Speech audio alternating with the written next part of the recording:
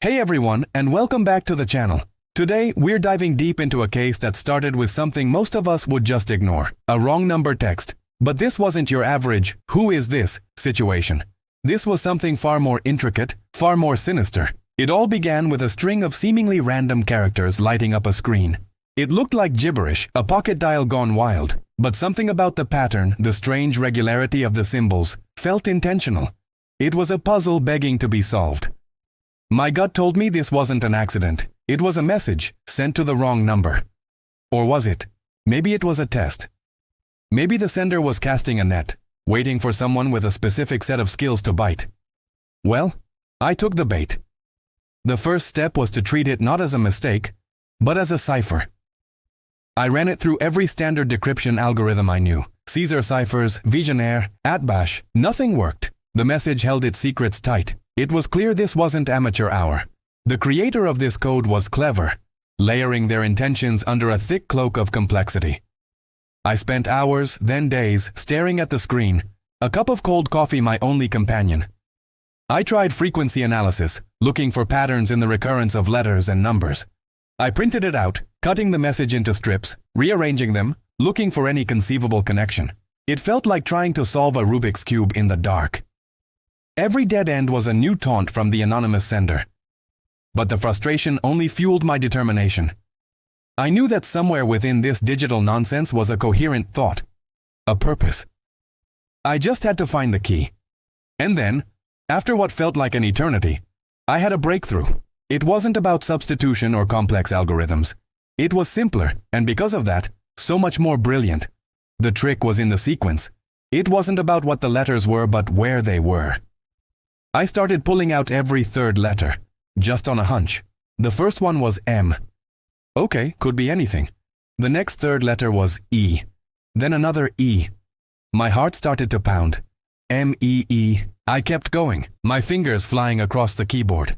As I pulled each third letter, a coherent sentence began to form, emerging from the digital noise like a ghost from the machine. It read, "Meet at the Old Mill midnight Friday, the truth is in the water." It was a sinister message, a clandestine meeting, and a cryptic clue.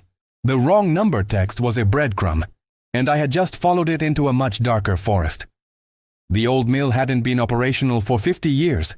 It stood by the river at the edge of town, a skeleton of industry, its water wheel frozen by rust and time. The truth is in the water. What did that mean? Was something hidden in the river? Or was it a metaphor? I arrived an hour before midnight, using the cover of darkness to survey the area. The place was desolate, eerily silent except for the gentle lapping of the river against the bank. I found a vantage point in a cluster of overgrown trees, my camera ready. As the town clock struck 12, a figure emerged from the shadows, moving with a cautious, practiced gait. They approached the riverbank, pulling a weighted package from their coat. This was it. But as they turned to scan their surroundings, the moonlight caught their face. My blood ran cold. It was the town's beloved librarian, a woman known for her gentle demeanor and quiet life. She was the last person anyone would ever suspect. As I watched her secure the package and prepare to drop it into the river, I knew I had to act. I stepped out from the trees, my flashlight beam cutting through the darkness and pinning her in its glare. She froze, her face a mask of shock and fear. The confrontation was tense. The package, as it turned out, contained not a weapon or illicit goods, but a journal. It held the truth she was so desperate to hide.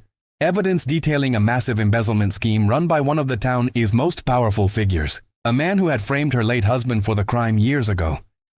The mysterious message wasn't a call for a co-conspirator. It was a cry for help, a desperate, anonymous plea sent to a random number, hoping someone, anyone, would uncover the truth she was too afraid to reveal herself. The plan was to sink the evidence, to finally let go of the burden. But thanks to that one wrong number text, justice, long delayed, was finally set in motion. This case was a stark reminder that secrets can hide in the most unexpected places. And sometimes the most unassuming people carry the heaviest burdens. Thank you so much for joining me on this incredible journey. It just goes to show you that a little curiosity can unravel the biggest mysteries. If you enjoyed this story, please hit that like button and subscribe for more deep dives into the unknown. Don't forget to ring the notification bell so you never miss a case. Until next time, stay curious.